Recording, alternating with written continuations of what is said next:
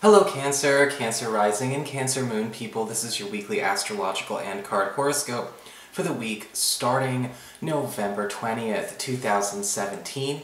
And a quick reminder for all of you Cancerians out there, remember that if you ever want to get a session with me, you do need to go to my website, integrativemysticism.com. It's the same place you would go to schedule an appointment with me or order a downloadable video file. So what is going on with the astrology this week for the Cancerians? Well, on Tuesday, we've got Venus, planet of love, magnetism, and attraction, in your 5th house of love, romance, your relationships with your kids, forming a gorgeous sextile to Pluto, currently in your 7th house of your closest one-on-one relationships. That's your boyfriend, girlfriend, BFF, business partner, husband, wife, roommate, all the people you get your closest one-on-one relationships with. And this does seem to be some kind of new rule, or some kind of, we're talking about new rules a lot the last few weeks. Because of these connections to Pluto. And this is some kind of new commitment set up for a lot of you. Probably in a romantic capacity, whether it's becoming in a committed relationship, a monogamous official relationship, that conversation may be brought up, or a new commitment that you and a partner make to each other or to embark on together. Because this sextile is to Pluto, the planet of authority and transition, this is something that this is a commitment and a promise that everyone is going to be able to keep. And more importantly, everyone shall keep. And this may be something that actually provides a lot of good news and a great new norm for you and your love life. On Friday, we've got Mercury, planet of communications, haste, and speed, in Sagittarius, your 6th house of work, reputation, and your schedule, forming a tense square to Chiron, currently in your 9th house of higher education, culture, government, legal proceedings, and travel. And I'm seeing this as a bit of a cultural clash going on.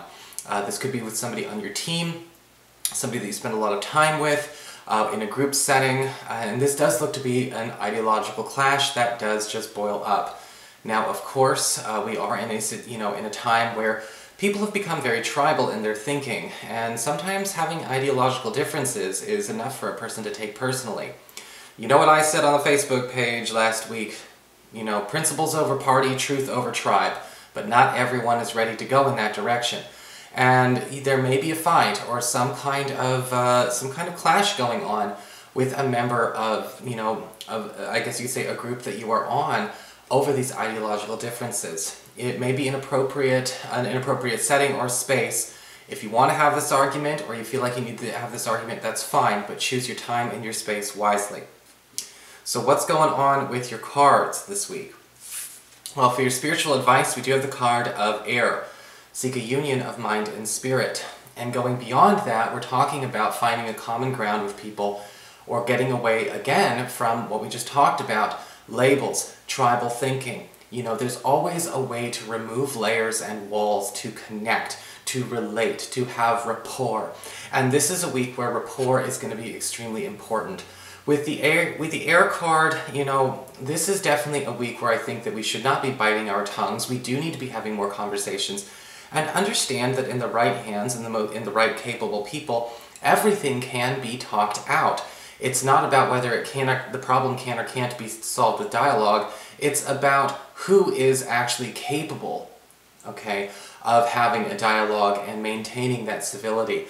And this week with the air card, if emotions get high, that's one thing.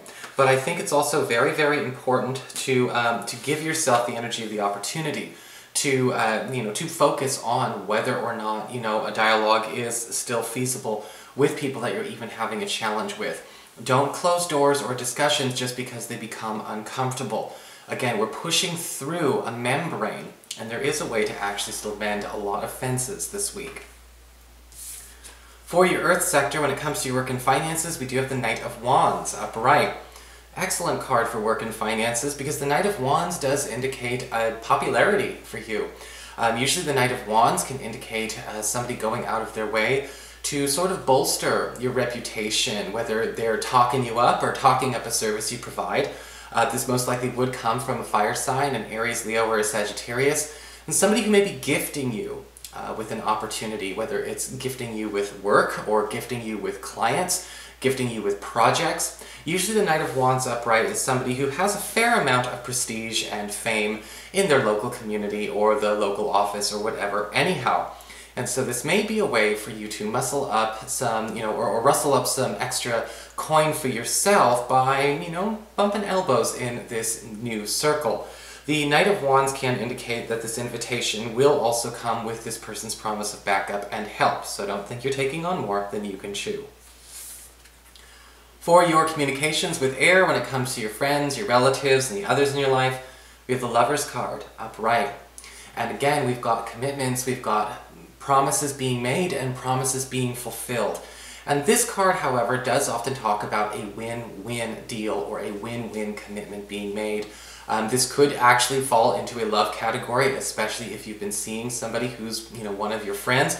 Or this could just be, again, a win-win opportunity for you and a friend, or you and a family member, you and a partner, finally being realized in a situation where we've been butting heads.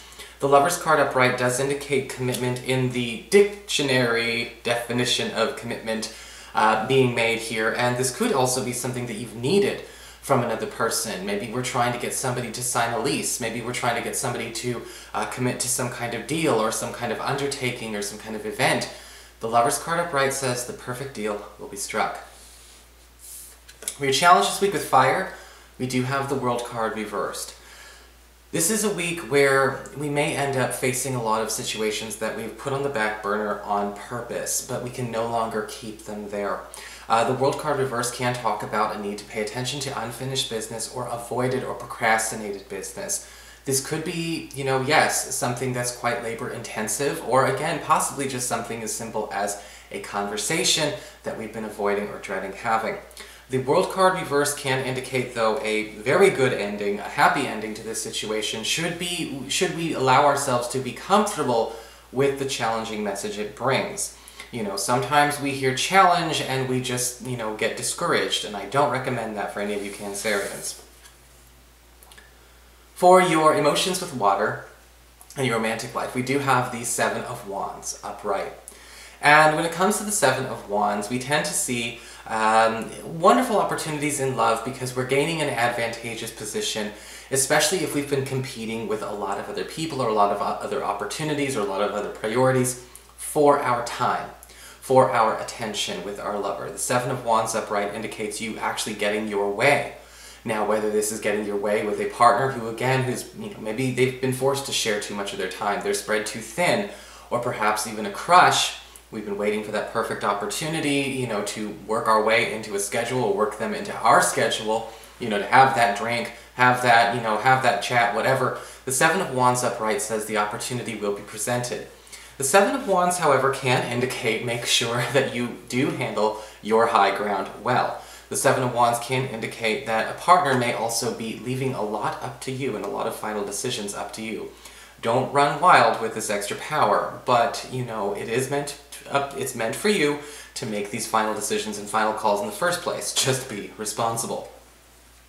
So that is your horoscope, Cancer. I hope you enjoyed it. If you did, please like, share, and subscribe. I appreciate it.